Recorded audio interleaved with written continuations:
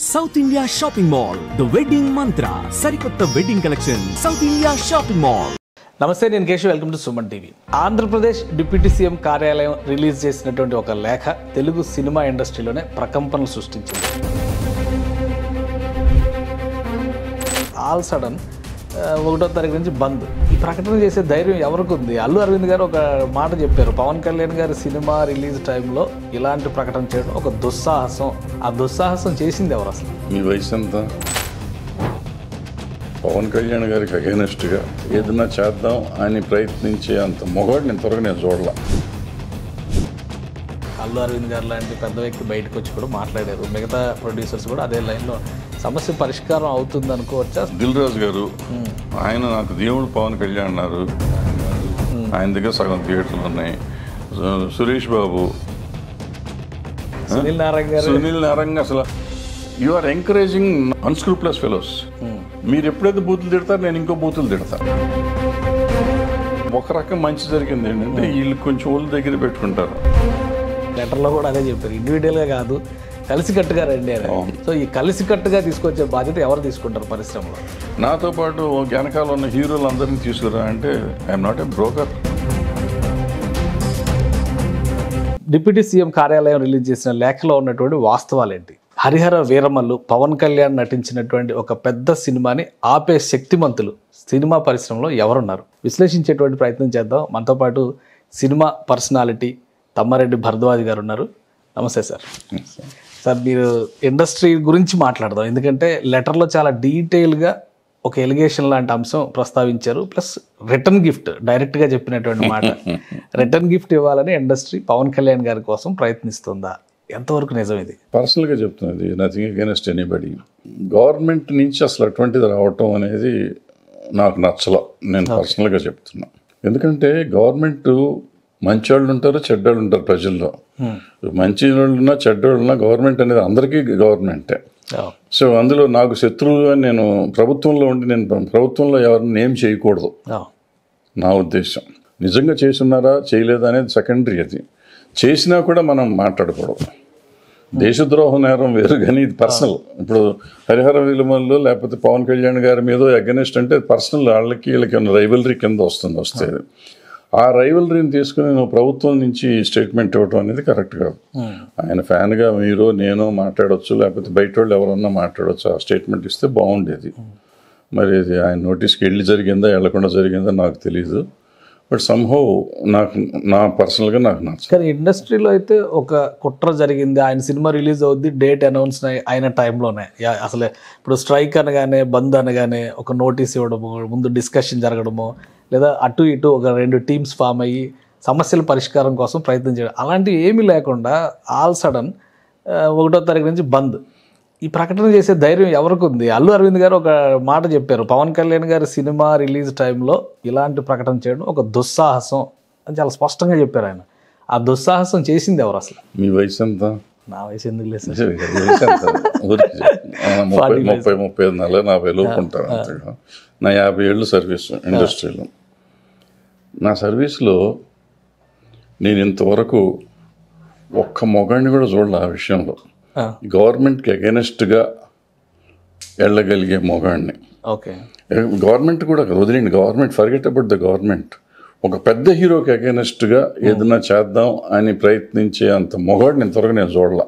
పవన్ కళ్యాణ్ గారికి అగెనెస్ట్గా అంటే పవన్ కళ్యాణ్ గారు హీరోగా పవన్ కళ్యాణ్ గారు. కానీ మొన్న మీరు చూస్తే గుర్తుపెట్టుకుంటే ఒక 6 months బ్యాక్ 1 year బ్యాక్ దేవర సినిమా రిలీజ్ అయినప్పుడు అది ఆపేస్తారు, చింపేస్తారు, పొడిచేస్తారు అన్నారు. పొడిచారా? పుష్ప రిలీజ్ అప్పుడు చించుతారు, పొడుస్తారు అన్నారు. పొడిచారా? 2 రికార్డ్ కలెక్షన్స్ చేసినాయి. అట్లాగే పవన్ కళ్యాణ్ గారి సినిమా కూడా చూస్తారు, పొడితే ఎవడండి పొడిచేది, ఎవడు చూస్తాడు? అంత మొగోడు ఎవడున్నాడు? ఎవడో పని పాట లేనివాడు ఎవడో స్టేట్మెంట్ ఇస్తాడు. So that's not a point. అది డెఫినెట్గా నేనైతే ఒప్పుకోను. ఇక్కడ రాజకీయాలు ఉంటే ఉండొచ్చు. ఆ రాజకీయం పవన్ కళ్యాణ్ గారికి చుట్టూతా ఉండే రాజకీయం కాదని నేను నమ్ముతా. ఎందుకు నమ్ముతానంటే ఇప్పుడు ఆ రిలీజ్ అయ్యే సినిమాలు ఎవరైతే ఆ 9 అంటున్నారో, ఆ 9లో కుబేరా సినిమా కూడా ఉంది. వాళ్ళదే సినిమా ఇదే టైంలో రిలీజ్ అవుతుంది. మీరు మూసేస్తే వాళ్ళ సినిమా కూడా పోతుందిగా. వాళ్ళ సినిమాకి సేమ్. ఇప్పుడు హరిహర వీరమల్లికి ఎంత లాస్ వస్తుంది, దానికి అంతే లాస్ వస్తుంది. సో అది కాదు సమస్య.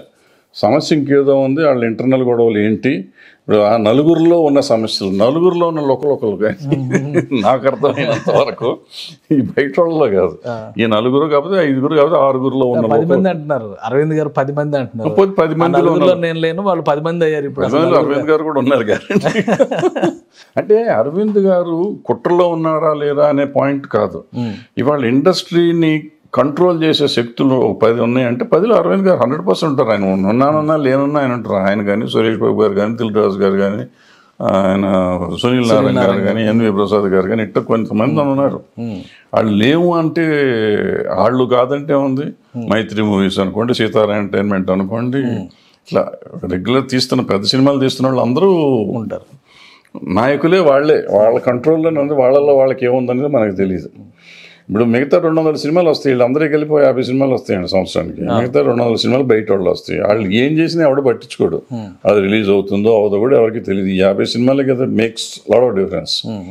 సో వీళ్ళ మధ్య ఏమన్నా ఉందా అనేది నా అనుమానం. అది కూడా నాకు తెలిసింది కాదు, నాకు డౌట్. ఎందుకంటే ఈ మధ్యకాలంలో అసలు నేను దీంట్లో అసలు పట్టించుకోవట్లేదు, తెలియదు కూడా నాకు. కానీ అంటే ఒకటి సార్, ఇప్పుడు లెటర్లో రాసిన అంశాలు లెటర్ రాయడం అనేది ఒక ఆస్పెక్ట్ అయితే, రెండో కోణంలో మనం చూసినప్పుడు అసలు ఇండస్ట్రీలో ఏం జరుగుతుంది. నిన్నగాక మొన్న తెలంగాణ గవర్నమెంట్తో కాన్ఫ్లిక్ట్ వచ్చింది. ఇప్పుడు డైరెక్ట్గా ఏపీ గవర్నమెంట్లో డిప్యూటీ సీఎం అంటే మోస్ట్ పవర్ఫుల్ పొజిషన్, ఇప్పుడున్న ఆయన ఉన్నటువంటి పొజిషన్. అక్కడి నుంచి కూడా ఒక డిస్ప్యూట్ అరైజ్ అయింది, ఆల్మోస్ట్ ఒక ప్రకంపన ఇది. సో ఎందుకు government versus Tollywood, governments versus, ఒక గవర్నమెంట్ కూడా కాదు, ఈ పరిస్థితులు ఎందుకు వస్తున్నాయి? ఇండస్ట్రీలో మీలాంటి పెద్దలు ఉన్నారు, చాలా కాలంగా అన్ని రకాల వింగ్స్ని కూడా కోఆర్డినేట్ చేసినటువంటి వ్యక్తులు. కానీ ఏదో అయాచితంగా వచ్చి నెత్తిన పడుతున్నట్టుగా అంతా కలిపి ఇండస్ట్రీ నెత్తిన పడుతుంది.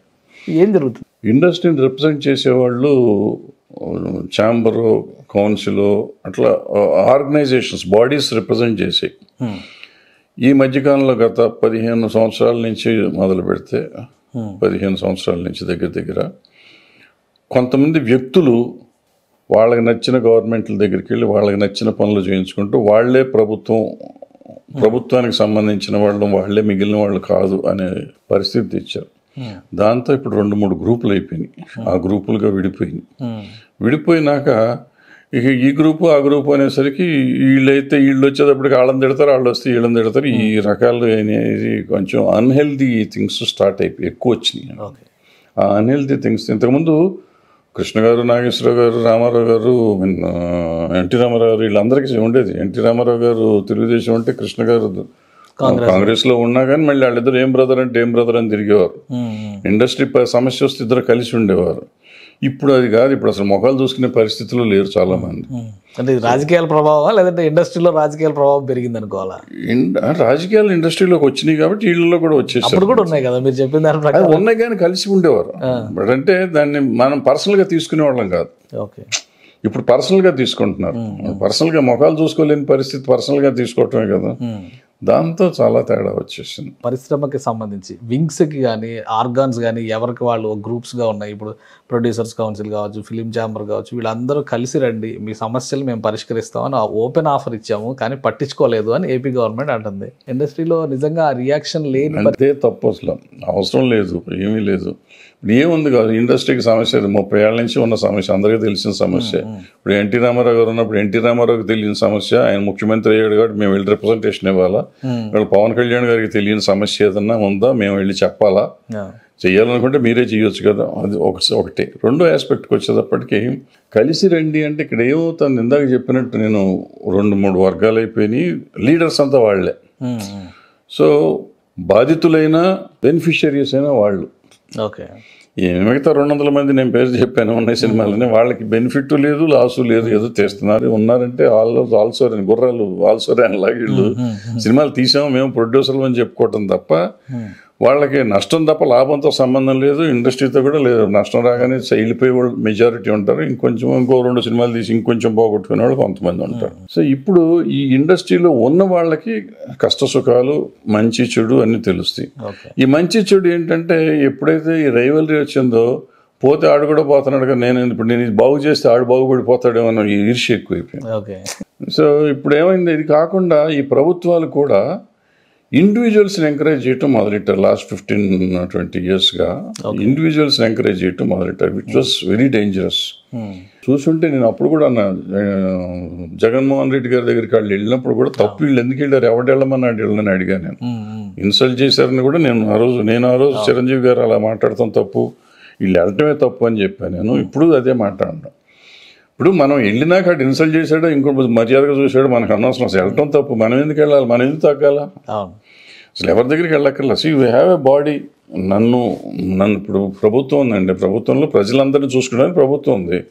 ప్రభుత్వం ఉండగా నేను వెళ్ళి ధూమ్ ధామ్ నేను పాకిస్తాన్తో యుద్ధం చేస్తాను, నేను వెళ్తాడు కాల్ చేస్తామో, నన్ను కాల్ చేసాడు, కాల్చక ఏం చేస్తాడు, నీకు సైన్యం ఉంది అంతా ఉంది, వాళ్ళు చేస్తారు కదా, వాళ్ళు చేసే పని వాళ్ళు చేయాలి, వెనకాల ఉండి కావాలంటే సపోర్ట్ చేయి. అది వదిలేసి నేనే చూస్తాను నేనే మగవాడిని అనుకుంటే ఇట్లాగే జరుగుతూ ఉంటాయి.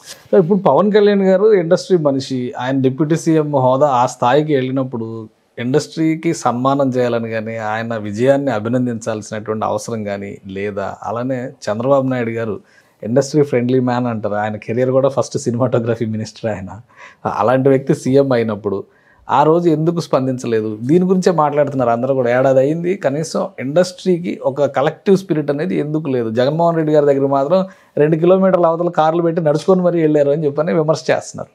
సో ఏంటి ఈ వైరుధ్యం ఏంటి? ఈ వైరుధ్యం ఏం లేదండి, మీ ప్రశ్నలోనే సమాధానం మీకే ఉంది.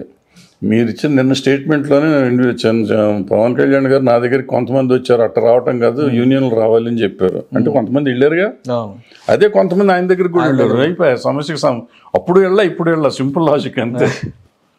జగన్మోహన్ రెడ్డి గారు అప్పుడు వెళ్ళలేదండి, ఎవరు ఇప్పుడు వెళ్ళలేదండి. అంతకుముందు చంద్రబాబు నాయుడు గారు హీరోలు కూడా వెళ్ళారు కదా, అంతకుముందు చంద్రబాబు నాయుడు గారు ఉన్నప్పుడు కూడా వెళ్ళలేదండి, చంద్రబాబు నాయుడు గారు ఉన్నప్పుడు కూడా వెళ్ళలేదండి. తర్వాత వెళ్ళింది ఏంటంటే వాళ్ళు పిలిచారండి. ఓకే, మొదటిసారి వెళ్ళినప్పుడు వీళ్ళు వెళ్ళారు, తర్వాత జగన్మోహన్ రెడ్డి గారు ముఖ్యమంత్రి ఆఫీస్ నుంచి పిలిస్తే వెళ్ళారు వీళ్ళంతా. ఓకే, ఎవరిని పిలిస్తే వాళ్ళు వెళ్ళారు, అంతేగాని వీళ్ళంతటి వీళ్ళు వెళ్ళి దాంట్లో వేసేమి రాలా. మళ్ళీ వెళ్తే పవన్ కళ్యాణ్ గారికి కోపం వస్తుందని పవన్ కళ్యాణ్ గారి ఆఫీస్కి కూడా వెళ్ళారు. మరి అది మరి మర్చిపోతున్నారు, అప్పుడు అపోజిషన్లో ఉన్నారు ఆయన. సో అదేం లేదండి, మన వాళ్ళు ఎంత బాగా ఇదిగా ఉంటారని చెప్తాను. ముందు జాగ్రత్త, అంతా ముందు జాగ్రత్తలోనే ఉంటారు. సో ఇవన్నీ చేస్తారు కాబట్టి అటువంటిది ఏం లేదండి.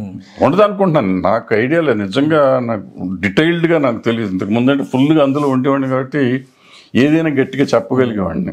ఇప్పుడు డైరెక్ట్గా ఇష్యూ రైజ్ చేశారు, పవన్ కళ్యాణ్ గారు ఆఫీస్ నుంచి లెటర్ రావడం కానీ డిస్కషన్ జరగడం ఇవన్నీ వచ్చిన తర్వాత ఇండస్ట్రీ నుంచి ఒక రిప్రజెంటేషన్ ఎక్స్పెక్ట్ చేస్తుంది ఏపీ గవర్నమెంట్. ఇండస్ట్రీకి సమస్య ఏంటో తెలియాలి కదా ఫస్ట్. అది ఎవరు ఇనిషియేట్ చేస్తారు? ఇప్పుడు ఆ ఇనిషియేట్ చేసేటువంటి వ్యక్తులు ఎవరున్నారు ఇండస్ట్రీలో? ఛాంబర్ చేయాలండి. ఓకే, ఛాంబర్ చేయాలి. ఛాంబర్ అంటే ఇప్పుడు ప్రొడ్యూసర్ కౌన్సిల్ ఉంటుంది, మూవీ ఆర్టిస్ట్ అసోసియేషన్ ఉంటుంది, ఫెడరేషన్ ఉంటుంది, అందరూ కలిసి వెళ్తే వెళ్ళిపోతుంది.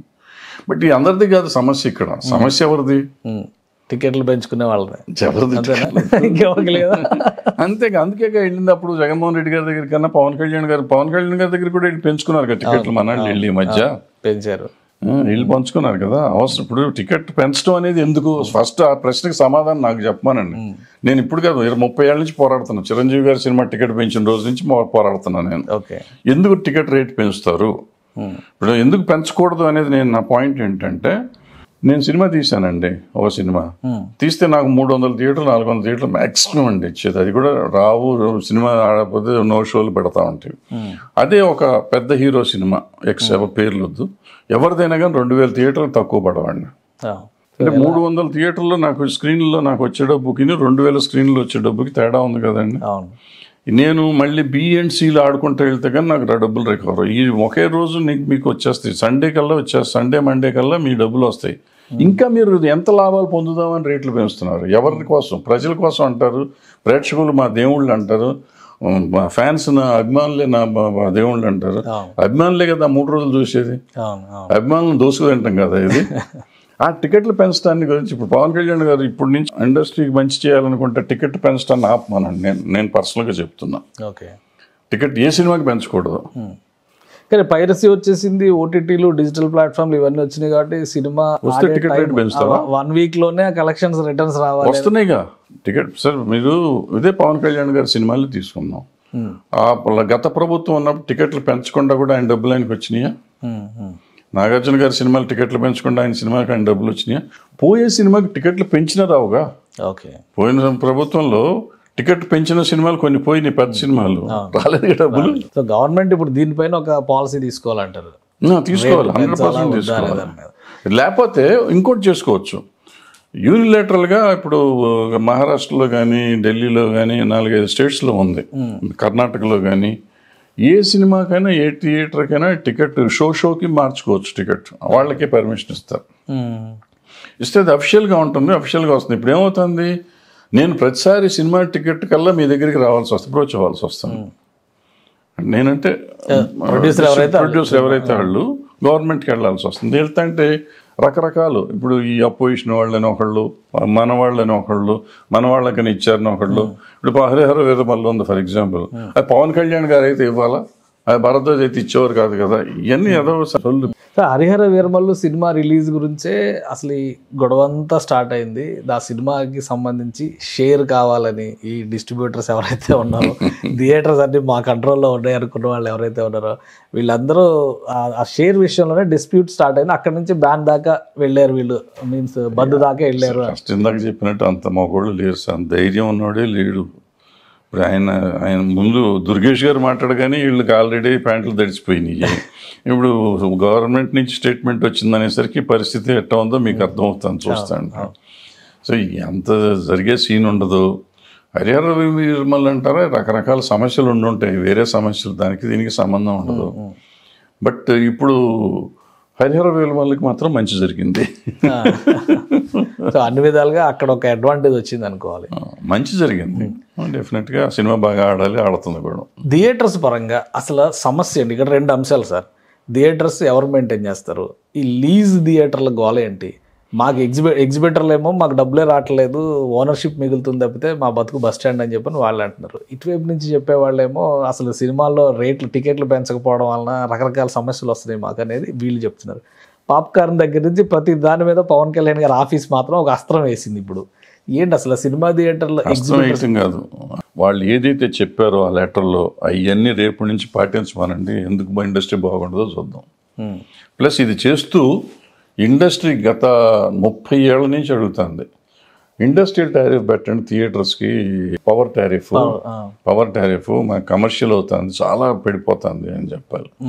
ఇదొకటి చేయాలి, అదొకటి చేయాలి. ఇక్కడ రెంటల్, మీరు అడిగిన ప్రశ్నలో రెంటల్కి ఎవరు వెళ్తున్నారు, ఎవరు లీజుకి తీసుకుంటున్నారు, ఇది చాలా క్రిటికల్ సమస్య అండి. ఇప్పటి నుంచో ఉంది ఇది. థియేటర్ ఓనర్స్ ఉంది ఇంతకు చాలా హ్యాపీగా ఉండేవారు. లాస్ట్ 20-30 ఇయర్స్ నుంచి చాలా ఇబ్బందులు పాలవుతున్నారు. ఏమవుతుందంటే అడ్వాన్స్లు అడగటం మొదలెట్టారు. రేట్లు పెంచుకుంటూ పోతున్న కాడి నుంచి, కాస్ట్ ఆఫ్ ప్రొడక్షన్ పెరుగుతున్న కాడి నుంచి, నేను సినిమా ఎక్కువ పెట్టుకుంటా. ఇప్పుడు ఫర్ ఎగ్జాంపుల్ ఒక ఎక్స్ హీరో సినిమా ఇవాళ 10 కోట్లు కొన్నారనుకోండి, ఆ సినిమా ఎక్స్ట్రాడినరీ హిట్ అయ్యి 100 కోట్లు చేసింది ఆ జిల్లాలో. చేయగానే నెక్స్ట్ సినిమా తీసే డైరెక్టర్ అంతకుముందు అదే రెమ్యునరేషన్కి అదే హీరోతో తీస్తున్న ప్రొడ్యూసర్ కూడా 100 కోట్లు వచ్చింది కదా నాకు 70 కోట్లు ఇవ్వమంటాడు. 70 కోట్లు ఇవ్వమంటే నాలంటాడు కంగారు పడిపోయి, ఏమో కొనుక్కోపోతే మనకి నిజంగా 100 కోట్లు వస్తే 30 మిగిలినట్టు కదా అని వెళ్ళిపోనేస్తాడు. వీడి దగ్గర 30 కోట్లు 70 కోట్లు ఎక్కడ ఉంటుంది, ఉండదు కదా, రూపాయి ఉండదు వీడి దగ్గర. వీడు ఈ 70 కోట్లకి 80 కోట్లు వసూలు చేయాలి, ఎగ్జిబిటర్ దగ్గర నుంచి డబ్బులు తీసుకోవాలి. ఎగ్జిబిటర్ దగ్గర ఎంత ఉంటుంది డబ్బు పాపం, ఆ థియేటర్ కట్టి ఏదో ఉంటుంది. అతను ఎక్కడో వడ్డీకి తీసుకొచ్చి వీళ్ళకి డబ్బులు ఇస్తాడు. ఏదో ఒక్కో థియేటర్ 1 కోటో 2 కోట్లు 3 కోట్లు తెచ్చిస్తూ ఉంటాడు. ఆ తెచ్చిన డబ్బులకి ఒక అదృష్టం బాగుండి డబ్బులు వస్తే 3 రోజులు 4 రోజుల్లో వచ్చేస్తే సంతోషం, రాకపోతే వీడికి అట్టడు, ఈ ప్రొడ్యూసర్ అక్కడ అడ్రస్ ఉండదు, డబ్బులు ఇవ్వడు, ఉన్నోళ్ళు కూడా ఇవ్వట్లేదు అనుకోండి, అది వేరే సంగతి. బలైపోతాడు, వడ్డీ కట్టాలి అతను జీవితం. సో ఇది భరించలేక ఆ ఎగ్జిబిటర్లు మెల్లిమెల్లిగా లీజ్కి ఇచ్చేయటం మొదలెట్టారు. తలకాని థియేటర్ సినిమాలు కూడా రావట్లేదు. ఈ డిస్ట్రిబ్యూషన్ ఉన్న వాళ్ళు ఏం చేశారంటే డబ్బులు ఇస్తేనే సినిమా ఇస్తామని ఆపేశారు చాలా సినిమాలకి. ఇప్పటికేనండి ఒక 100 మంది ఎగ్జిబిటర్లు సఫర్ అవుతున్నారండి. వీళ్ళు ఉన్న డిస్ట్రిబ్యూటర్లు వాళ్ళకి ఎవరు డబ్బులు లేవని, డబ్బులు అడ్వాన్స్లు ఇవ్వట్లేదని ఎవరు, వాళ్ళ సినిమాలు నడవు, వాళ్ళు వేసుకోవడానికి ఏం ఉండదు, వాళ్ళు సఫర్ అవుతానే ఉన్నారు. ఇంకా ఇప్పటికి కూడా 100-200 మంది దాకా అటువంటి వాళ్ళు ఉంటారు. వీళ్ళు ఇప్పుడు ఏం చేశారు, ఇప్పుడు ఇందాక చెప్పిన 10 మందిలో వీళ్ళు దగ్గర దగ్గర 1000 థియేటర్ల దాకా లాగేశారు మొత్తం. వీళ్ళు 15 థియేటర్లే ఉన్నాయి నా దగ్గర అని అల్లు అరవింద్ గారు అంటున్నారు. ఆయన దగ్గర 15 ఉంటే మిగిలిన వాళ్ళ దగ్గర ఉన్నాయి, మిగతా 985 మిగిలిన వాళ్ళ దగ్గర ఉంటాయి. అంటే ఇప్పుడు అసలు కార్పొరేట్ థియేటర్లు ఏంటి సార్, ఈ ఐనాక్స్, పీవీఆర్ వేరే సెటప్, ఆల్మోస్ట్ 500-600 థియేటర్లు అవి ఉన్నాయి. వాళ్ళు వెళ్తూ రారు, అవన్నీ మల్టీప్లెక్స్లు అన్నీ పోతాయి, ఈవెన్ ఏషియన్తో కలిపి ఓకే వాళ్ళు వేరే వెళ్ళిపోతారు. వాళ్ళు ఆల్మోస్ట్ 1000 ఉండొచ్చు స్క్రీన్స్ నేను అనుకోవటం 2 స్టేట్లో కలిపి. ఓకే ఆ 1000 స్క్రీన్స్ ఇందులోకి రాదు. ఇప్పుడు ఇండివిజువల్ స్క్రీన్సే గొడవ. ఇండివిజువల్ స్క్రీన్స్కి వచ్చేటప్పటికి అందులో కూడా వీళ్ళు దగ్గర 200-300 వీళ్ళు సొంతంగా తీసేసుకుని డెవలప్ చేసుకుని డెవలప్మెంట్ కింద తీసుకుని వీళ్ళ కంట్రోల్లో ఉన్నాయి. వాటికి వీళ్ళు అడ్వాన్స్లు ఇస్తున్నారు, ఏదో రన్ చేస్తున్నారు, దానికి రేట్లు పెంచుతారు, ఏదో వాళ్ళ కూడా వాళ్ళు పడుతున్నారు. సో ఇప్పుడు వీళ్ళు స్ట్రాంగెస్ట్. ఇప్పుడు నేను చెప్పిన ఇందాక అడ్వాన్స్ ఇవ్వాలంటే చిన్నవాళ్ళు లేని వాళ్ళు, ఇళ్లలో లేని వాళ్ళు డబ్బులు ఇచ్చే పరిస్థితి లేదు. వాళ్ళు అడిగే డబ్బులు, ప్రొడ్యూసర్ అడిగే డబ్బులు, డిస్ట్రిబ్యూటర్ అడిగే డబ్బులు, వీళ్ళైతే ఒకేసారి సింగిల్ చెక్ ఇస్తారు. ఇప్పుడు వాళ్ళ కంట్రోల్లో ఉన్నది, అందుకని నువ్వు ఈ సినిమా రిలీజ్ చేయొద్దు అంటారు వాళ్ళు. ఓకే ఇప్పుడు ఇందాక మీరు అడిగారు కమిషన్ అన్నారు, కమిషన్ అయ్యి ఉండదు అది. ఇప్పుడు హరిహర వీరమల్లు అనే సినిమాకి నేను సపోజ్ నైజాం అనుకోండి 50 కోట్లకు 100 కోట్లకు కొందాం అనుకున్నాను అనుకోండి, నాకు డబ్బులు కావాలి. నాకు డబ్బులు కావాలంటే నా దగ్గర ఎంత ఉంటుంది, 1 కోటి 2 కోట్లు ఉంటుంది. పవన్ కళ్యాణ్ గారి సినిమా కదా, 70 కోట్లకు కొన్నా 100 కోట్లు వస్తుంది నా చేతికి అనుకుని నేను కొంటా. వీళ్ళు ఇవ్వాలిగా ఫైనల్గా ఎవరు ఇవ్వాలి డబ్బులు? నాకు ఎగ్జిబిటర్ దగ్గర నుంచి రావాలి. ఎగ్జిబిటర్లు ఎవరు? ఈ 10 మంది. వీళ్ళు సింగిల్ చెక్ రాసేస్తారు. వాళ్ళ గ్రూప్ ఆఫ్ థియేటర్స్, మా 50 థియేటర్లకి 10 కోట్లు 100 కోట్లు అని రాసేస్తూ ఉంటారు. ఇప్పుడు వాళ్ళు రాయట్లేదు. వాళ్ళు మేము చేయమంటే ఇప్పుడు ఏమవుతుంది, హరిహర వీరమల్లు కొనే నాబోటోడు అనామకుడు ఎవరు అమ్మితే వాళ్ళకి అమ్మాలి, లేదంటే నాబోటి అనామకుడు కొనాలనుకోండి. పవన్ కళ్యాణ్ గారు అభిమాని, నేను హయ్యెస్ట్ రేట్ పెట్టి కొనాలని నేను అనుకుంటాను. అనుకుంటే నాకు 5 కోట్లు 10 కోట్లు లాస్ వచ్చినా నేను కొనాలి, నేను వాళ్ళ మార్కెట్లో మా గురువు గారు ఉండాలని 10 పెట్టుకుంటే 65 ఇవ్వాలంటే వీళ్ళు ఇవ్వరుగా. ఇప్పుడు చచ్చినట్టు వీళ్ళకి 60కి అమ్ముకోవాలి నేను రిలీజ్ చేయాలంటే. సో వాళ్ళ కంట్రోల్ ఆ విధంగా నడుస్తుంది మార్కెట్. ఇప్పుడు ఈ లెటర్ తర్వాత ఇండస్ట్రీలో ఒక డిస్కషన్ జరిగింది. అల్లు అరవింద్ గారు లాంటి పెద్ద వ్యక్తి బయటకు వచ్చి కూడా మాట్లాడారు. మిగతా ప్రొడ్యూసర్స్ కూడా అదే లైన్లో సమస్య పరిష్కారం అవుతుంది అనుకోవచ్చా సానుకూలంగా? అంటే సమస్య లేదు, పరిష్కారం అయ్యేది ఏంటి లేదంట. వాళ్ళ పంచాయతీ గదిలో ఉండే పంచాయతీ బయటకు వచ్చింది. దిల్ రాజు గారు ఆయన నాకు దేవుడు పవన్ కళ్యాణ్ అన్నారు, ఆయన కాదు, ఆయన దగ్గర సగం థియేటర్లు ఉన్నాయి. సురేష్ బాబు ఆయన గోడ మీద ఉంటాడు, ఆయన ప్రాబ్లం లేదు ఆయనకి. ఇంకెవరున్నారండి? అల్లు అరవింద్ గారు నేను లేని పోమని చెప్పేశారు ఆయన. సునీల్ నారంగ్ అసలు ఓ కోనే సాబ్ ఐసా కైసా కర్తా సాబ్ నై హూ అంటూ ఉంటాడు ఆయన. ఇంకా అయిపోయాయి. ఇంకెవరు అసలు ఇంకెక్కడ థియేటర్లో? ఇంకా సమస్య పరిష్కారం సమస్య లేదు ఇప్పుడు నా ఉద్దేశంలో. జనాన్ని అందరినీ ఒక 3 రోజుల పాటు డిస్కషన్ లో పెట్టారు. అంతా 4 పేర్లు చెప్పాను కదా, ఈ 4 కదా మొత్తం. మైత్రి మూవీస్ వాళ్ళు ఆల్మోస్ట్ వీళ్ళతో కాదు, వాళ్ళు ఇటు సైడ్. ఈవెన్ నాగవంశీ, సితారా నాగవంశీ మా మీటింగ్లోనే చెప్పాడంట, నాకున్న థియేటర్ రిలీజ్ చేస్తానయ్యా, మిమ్మల్ని ఎవరు స్ట్రైక్ చేస్తే ఏంటి, చేయకపోతే ఏంటి అని చెప్పేశాడు ఆయన. ఇంకేంటండి సమస్య ఎక్కడ ఉంది? ఇంకేం లేదు. అనవసరంగా మన డిప్యూటీ సీఎం గారి ఆఫీస్ నుంచి స్టేట్మెంట్ రావడం నాకు బాధాకరమైన విషయంగా ఉంది, నాకు మిగిలింది తప్ప. అంటే కాంట్రవర్సీగా వచ్చింది. ఇప్పుడు ఏంటంటే ఒక రకం మంచి జరిగింది ఏంటంటే వీళ్ళు కొంచెం ఒళ్ళు దగ్గర పెట్టుకుంటారు. ఇప్పుడు ఈ ఒళ్ళు దగ్గర పెట్టుకున్నది ఆయన చెప్పిన పనిగా 4 థియేటర్లు చేశారనుకోండి, అప్పుడు గతంలో జగన్మోహన్ రెడ్డి గారు తిట్టంగానే అటువంటి పని వీళ్ళు కూడా చేశారనుకోండి, అంతా సెట్ రైట్ అయిపోతుంది. చిన్న సినిమాలకి మంచి రోజులు వస్తాయి. సో ఇప్పుడు ఆ లెటర్లో ఒక ముఖ్యమైనటువంటి అంశాన్ని కూడా ప్రస్తావించారు. ఇండస్ట్రీ హోదా ఇస్తాము, అలానే ఆంధ్రప్రదేశ్లో ఈ ఫిలిం రిలేటెడ్ ప్రొడక్షన్ హౌసెస్ని డెవలప్ చేద్దాము, అందరు రండి అని చెప్పని దాని మీద ఒక పాలసీ రిలీజ్ చేస్తాం అంటున్నారు. ఒక ఇండస్ట్రీ పెద్దగా మీ అభిప్రాయం ఏంటి? ఈ పాలసీ తేవడం వల్ల కానీ లేదా ఇండస్ట్రీ హోదా ఇవ్వడం వల్ల కానీ తెలుగు సినిమా పరిశ్రమకి ఎలాంటి ప్రయోజనాలు కలుగుతాయి? డెఫినెట్గా ఇండస్ట్రీ హోదా అనేది బోగస్ అంటే జరిగే పనులు కాదు అది. అంటే ఇండస్ట్రీ హోదా పర్యాటక రంగానికి సుష్మా స్వరాజ్ గారు ఉన్నప్పుడే ఇండస్ట్రీ హోదా మనకు వచ్చేసిందండి. సో దానికి ఇప్పుడు ఇలాంటి తెలియక ఏదో స్టేట్మెంట్ ఇచ్చి ఉంటారు వాళ్ళు. ఆ ఇండస్ట్రీ హోదా వల్ల మనకు వచ్చే లాభం. ఇండస్ట్రీ హోదా ఇవ్వాలని నేను అడిగింది ఇందాక పవర్ ఛార్జెస్ ముందు తగ్గించమనండి, తర్వాత ఇచ్చినట్లు లెక్కేసుకుందాం. మీరు చేయలేం. పాలసీ తీసుకురావాలని ఇది ఫస్ట్ చంద్రబాబు నాయుడు గారు ఆంధ్ర గవర్నమెంట్ రాగానే నేను ఒక రోజు వైజాగ్ వెళ్తే ఎవరు మీ బొట్టోళ్ళు అడిగారు, ఎప్పుడు వస్తుంది సార్ హైదరాబాద్, వైజాగ్ ఎప్పుడు షిఫ్ట్ అవుతున్నా సార్, ఎప్పుడు వస్తుంది అంటే అవ్వదు అన్నా నేను. ఎందుకు అన్నారు, గవర్నమెంట్ దానికి ఒక పాలసీ తయారు చేయాలి, గవర్నమెంట్ పిలవాలి, 4 పెద్దవాళ్ళని పిలవటం, తెలిసిన వాళ్ళని పిలవటం, పిలిచి కూర్చోబెట్టి దానికి ఒక పాలసీ తయారు చేస్తే వస్తుంది తప్ప, లేదంటే ఆర్గానిక్గా 10-15 ఏళ్ళకి అదే తయారవుతుంది. నువ్వేం చేసినా చెప్పు. ఎందుకంటే వైజాగ్లో వైజాగ్ను ఈస్ట్ గోదావరిలో 30% ఫిల్మ్స్ ఎప్పుడు జరుగుతూనే ఉంటాయండి. ఈవెన్ అదర్ లాంగ్వేజెస్ కూడా వస్తూ ఉంటాయండి. సో ఇవాళ కొత్తగా అక్కడికి వచ్చి నువ్వు చేసేది ఏం లేదు. బట్ మనం ఈ పాలసీ ఇప్పుడు హైదరాబాద్లో మనం చేసినట్టు పాలసీ పెడితే మెల్లిగా అక్కడ ఇప్పుడు హైదరాబాద్లో ఇప్పుడు దిల్ రాజు అన్నారు, ఆయన ఎవరో తెలియదు కదా 30 ఏళ్ల కింద. ఇప్పుడు ఈ పాలసీ మీద వచ్చిన ప్రొడ్యూస్డ్ ఆయన ఇవాళ. సో అట్లా వచ్చేవాళ్ళు చాలా మంది వస్తారు. సో అక్కడ కూడా తయారు చేస్తే మొత్తం వస్తుంది అని చెప్పాను. ఇది పెడితే నన్ను అప్పట్లో తెలుగుదేశం వాళ్ళు తిట్టారండి, అమ్మాలి బూతులు తిట్టారు నన్ను. ఈవెన్ వాళ్ళ ఏమంటారు దాన్ని, అఫిషియల్ స్పోక్స్ పర్సన్ మైకుల్లో మాట్లాడారు, బూతులు మామూలుగా మాట్లాడారు, నువ్వెవడరా ఇంకా డాష్ డాష్ డాష్. సో ఇది పరిస్థితులు, ఈ గవర్నమెంట్ల పరిస్థితులు. సో నేనేమంటున్నానంటే యు ఆర్ ఎంకరేజింగ్ వీళ్ళు అన్స్క్రూప్లస్ ఫెలోస్. మీరు పాజిటివ్గా మాట్లాడే వాళ్ళని పెట్టుకోండి, పాజిటివ్గా తప్పు అనుకోండి. నేను భరద్వాజ్ తప్పు మాట్లాడాను, భరద్వాజ్ నువ్వు మాట్లాడిన తప్పు, ఇది ఇలా కాదు ఇలా అని చెప్పమానండి. మనం తప్పే సర్దుకుంటాం. మీరు ఎప్పుడైతే బూతులు తిడతారో నేను ఇంకో బూతులు తిడతాను. అన్నెసరిగా అవసరమైన పోయి టాపిక్ డైవర్ట్ అవుతుంది. బూతులు ఈ దరిద్రపు జనానికేమో ఇవాళ బూతులు చాలా హ్యాపీగా ఉంటున్నాయి, వింటానికి చెవులకి సొంపుగా ఉండి, అది ఏదో యూట్యూబ్లోను వాటిల్లోను ట్విట్టర్లోను వ్యూవర్షిప్ ఎక్కువ వచ్చేసరికి నేను మొగాడిని అనుకుంటున్నారు. అది బూతులు మనకి సమాజానికి పనికిరాదనే ఆలోచన ఎవరికి రావట్లేదు. సో ఇప్పుడు ఓపెన్గా మినిస్ట్రీనే చెప్పింది కాబట్టి, ఒక విధంగా మినిస్టర్స్, డిప్యూటీ చీఫ్ మినిస్టర్స్ కార్యాలయమే చెప్పింది కాబట్టి పాలసీ, పైగా పవన్ కళ్యాణ్ గారు మీ మనిషి, కందులు దుర్గేష్ గారు కూడా మీ మనిషి, ఇండస్ట్రీలో ఉన్న వ్యక్తి ఆయన కూడా.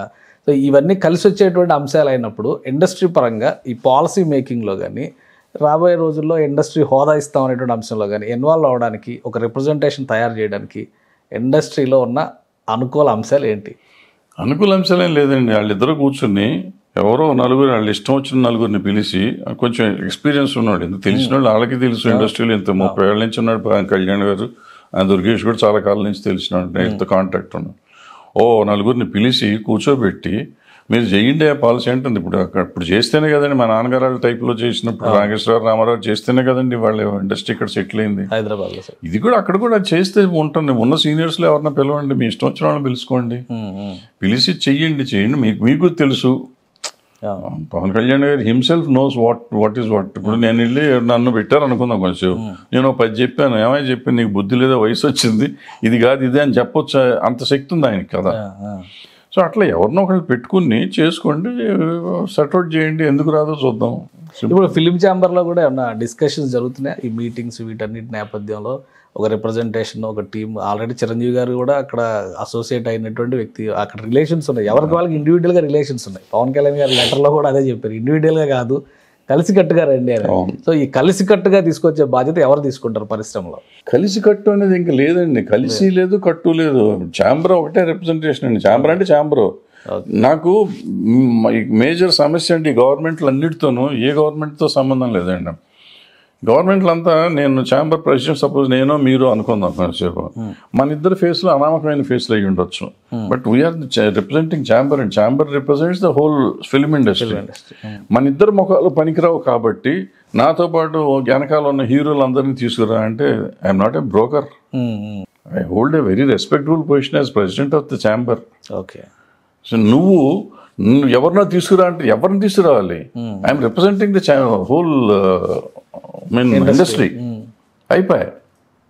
సో ఇది ఎవరు పిల్లి మేడలో గంట కడతాం ఏం లేదండి. ఇప్పుడు ప్రెసిడెంట్ సెక్రటరీ వస్తారండి, ఇంకా కావాలంటే నలుగురు పెద్దవాళ్ళు ఎవరన్నా పట్టుకొస్తారండి సీనియర్స్ని, అది పెద్ద ఇష్యూ కాదు. మీరు ఎప్పుడైతే నేమ్ ఎవరు వస్తారో తీసుకురండి అనేసరికి వీడికి డౌట్ వచ్చేస్తుంది. డౌట్ వచ్చి ఏముంటుంది, పలానా వాళ్ళని తీసుకెళ్తే పవన్ కళ్యాణ్ గారికి కోపం వస్తుందేమో, పలానా వాళ్ళని తీసుకెళ్తే వస్తుందేమో. ఇక్కడ question of seniority and experience అండి, not the question of Pawan Kalyan గారి ఇష్టాలు కాదు. కానీ అంటే గతంలో దాసనారాయణరావు గారు ఇట్లాంటి వాళ్ళు ఉన్నప్పుడు ఇండస్ట్రీ నుంచి ఇలాంటి రిప్రజెంటేషన్ చేయాలంటే పార్టీలు ఏమున్నా, అధికారంలో ఎవరున్నా కానీ చేసేవారు, ఒక పాజిటివ్ స్పిరిట్తో వెళ్ళారు. మరి ఇప్పుడు ఎందుకు? బిగినింగ్ లో చెప్పాను మనకి ఎక్కువ వచ్చేసి, అంటే అది ఇండస్ట్రీలో సమస్య లేదంటే పరిశ్రమలో రాజకీయాలతో? ఇండస్ట్రీకి సమస్య లేదు, రాజకీయంతో సమస్య అండి. ఇండస్ట్రీకి సమస్య అండి, ఏముంటుంది వీళ్ళకి సమస్య, రాజకీయ సమస్యలు. సో పరిశ్రమలో ఉన్నటువంటి సమస్యలు, ప్రభుత్వం ఇచ్చేటువంటి అవకాశాలు, వీటన్నిటిని బ్యాలెన్స్ చేయాలంటే ఒక సమగ్రమైన పాలసీ, ముఖ్యంగా ఆంధ్రప్రదేశ్ విభజన తర్వాత వచ్చినటువంటి సమస్యలకి ఇదే పరిష్కారం అంటారా? 100% చేసుకోవాలి. రైట్ 100% ఒక పాలసీ కావాలి. ఆ పాలసీ చేసుకుంటే బాగుంటుంది. Right sir, thank you sir విశ్లేషణ అందించినందుకు. ఇది తమ్మారెడ్డి భరద్వాజ్ గారి అభిప్రాయం. ఇండస్ట్రీలో ఉన్నటువంటి సమస్యలను పరిష్కరించాలంటే ఒక పాలసీ, సమగ్రమైన విధానం కనుక ఆంధ్రప్రదేశ్ రాష్ట్రానికి సంబంధించి రూపొందిస్తే అనేక సమస్యలకు ఇందులో పరిష్కారం వస్తుందంటున్నారు. ఇక సినిమా టికెట్ల ధరల విషయంలో కానీ, థియేటర్ల బంద్ విషయంలో కానీ ఒక స్పష్టమైనటువంటి వైఖరి తీసుకుంది కాబట్టి రాష్ట్రంలో ఉన్నటువంటి ప్రభుత్వం ఇప్పుడు ఏ సమస్య లేదు. ఆ నలుగురు అనేటువంటి అంశం కూడా అది సమసిపోయినటువంటి అంశం. పవన్ కళ్యాణ్తో డేరింగ్గా డైరెక్ట్ వార్ చేసేటువంటి స్థితిలో ఇండస్ట్రీలో ఏ ఒక్కరూ ఉండరు. ఇవన్నీ ఊహాజనితమైనటువంటి అంశాలని విశ్లేషిస్తున్నారు. ఇది స్పెషల్ డిస్కషన్. Keep watching.